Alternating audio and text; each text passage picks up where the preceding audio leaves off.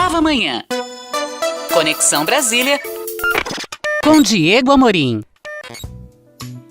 Agora é hora de a gente conversar com o Diego Amorim. A gente está às vésperas do início oficial da campanha eleitoral e acende cada vez mais aquele alerta quanto a uma escalada de violência até outubro. Você andou conversando com ex-ministros da Defesa. O que você ouviu deles, Diego? Bom dia.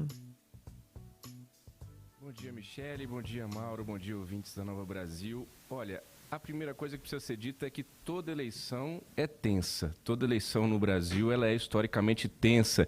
Até mesmo entre integrantes da esquerda eu tenho escutado isso. Vamos com calma, porque toda eleição tem paixões políticas, toda eleição tem acirramento. Mas há sim, hoje, uma preocupação quase que unânime e entre políticos de todos os espectros ideológicos que vocês podem imaginar, quanto a uma possível escalada de violência preocupante até outubro. A Polícia Federal já comunicou que vai reforçar a segurança dos presidenciáveis. Em comunicado recente, alegou o acirramento das relações entre correligionários e os incidentes já registrados na pré-campanha. Quais sejam? Nós tivemos o assassinato em uma festa de aniversário com o tema do PT, em Foz do Iguaçu, no mês passado, lá no Paraná. Nós tivemos aqueles episódios de bombas de fezes que foram lançadas em eventos petistas, inclusive com a presença do ex-presidente Lula. Tivemos aquele vídeo de uma encenação em que era simulado um assassinato do presidente Jair Bolsonaro durante uma motociata. O responsável pelo vídeo, pela encenação, disse que não era bem assim, mas os bolsonaristas alardearam também toda essa situação.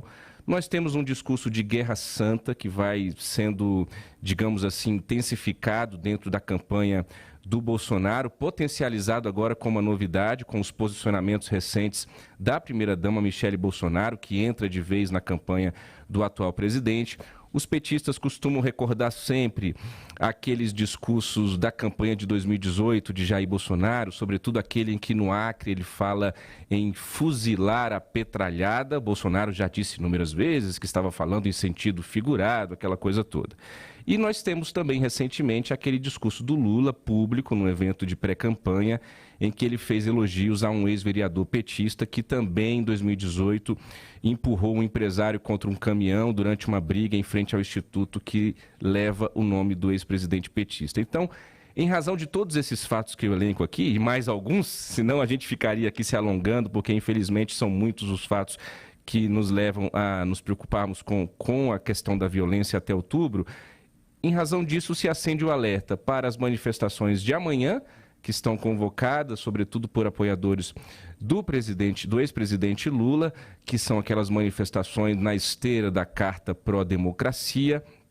O Lula não vai participar dessas manifestações.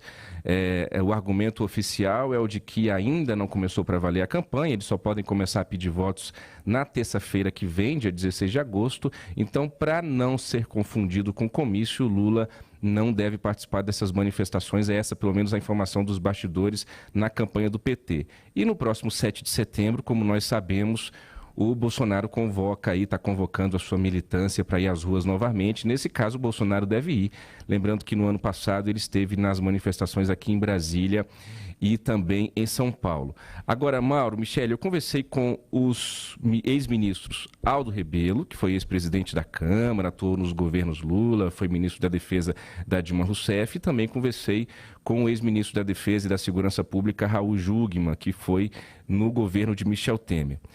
Ambos estão preocupados com a questão da violência até outubro e basicamente pelo seguinte, porque na avaliação deles, que são políticos experientes, nunca se viu uma disputa tão acirrada com o discurso do o bem contra o mal, ou o nós contra eles, como se queira chamar, o amor versus o ódio.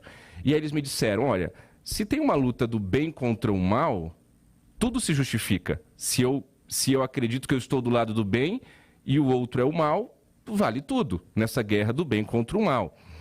Uma outra observação que o Raul Jungmann me fez, que vale a nossa reflexão, é de que, embora as eleições sejam historicamente tensas, na avaliação dele, a gente vê, neste atual momento do cenário político brasileiro, uma desqualificação do outro de maneira muito exacerbada. Então, o outro não é apenas o meu adversário político, em que eu tenho que derrotá-lo, nas urnas, mas esse outro me permitam dizer e usar expressões que a gente ouve, o outro é um verme, o outro é um lixo, o outro não vale nada.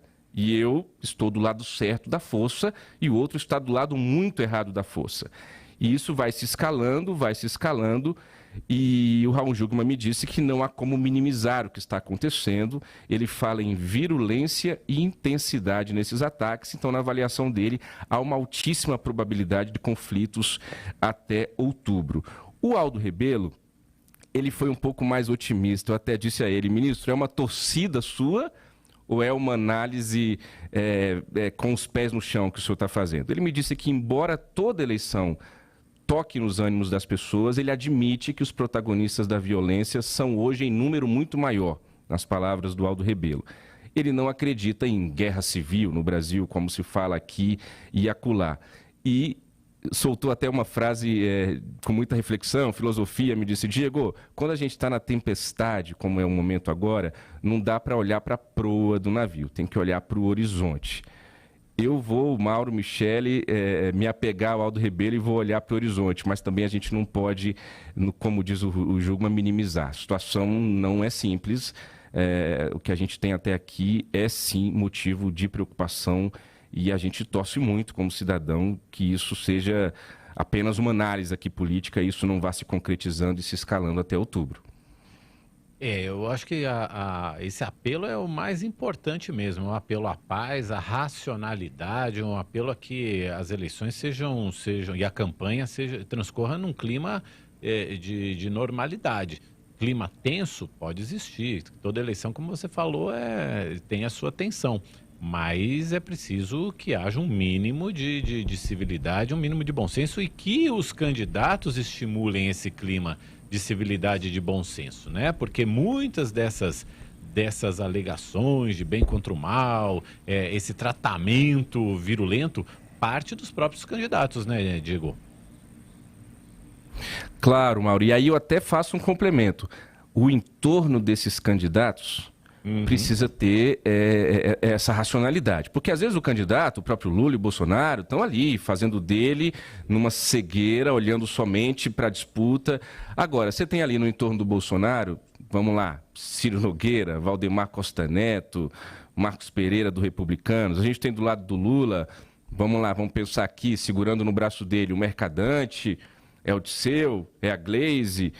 Quem é que vai segurar o braço do Lula em algum momento até outubro e dizer Lula, tá demais, a coisa tá complicada? Quem é no Planalto que vai sacudir o Bolsonaro em algum momento e dizer presidente, tá complicado? Porque se a coisa for desse jeito, assim, olha, querendo ou não tem jeito.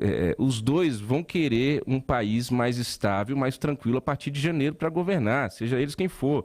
Mesmo que seja uma estratégia de campanha, e vai ser isso que é o mais triste. O bem contra o mal, o isso contra aquilo, o nós contra eles, enfim, como a gente queira chamar essa dualidade, isso já é uma estratégia de campanha. Isso por si só, Mauro, como você bem diz, já instiga uma violência natural nos eleitores, que estão aí nas redes sociais, não estão mais só na rua, no comício, como antigamente, numa carreata. Não, eles estão nas redes sociais instantaneamente, a todo instante, fazendo campanha, fazendo política de maneira muito, muito aguerrida. Então, eu falaria o seguinte, eu diria, Lula, Bolsonaro, os outros presidenciáveis vão ter essa responsabilidade, claro, a maior responsabilidade é deles, mas eu também diria, os profissionais da política que eu tenho falado aqui, são tão profissionais assim? Então, pera lá, até onde vocês vão deixar isso acontecer? Interessa a vocês, presidentes de partido, que a coisa se escale? Interessa a quem quer governar o Brasil a partir de janeiro que as pessoas se matem nas ruas? Eu acredito que não. E torço para que não. Isso aí. E a gente tem uma grande preocupação em relação ao 7 de setembro, e talvez as atenções estejam tão voltadas para o 7 de setembro que acho que mais me preocupa o que vem depois do 7 de setembro, sabe?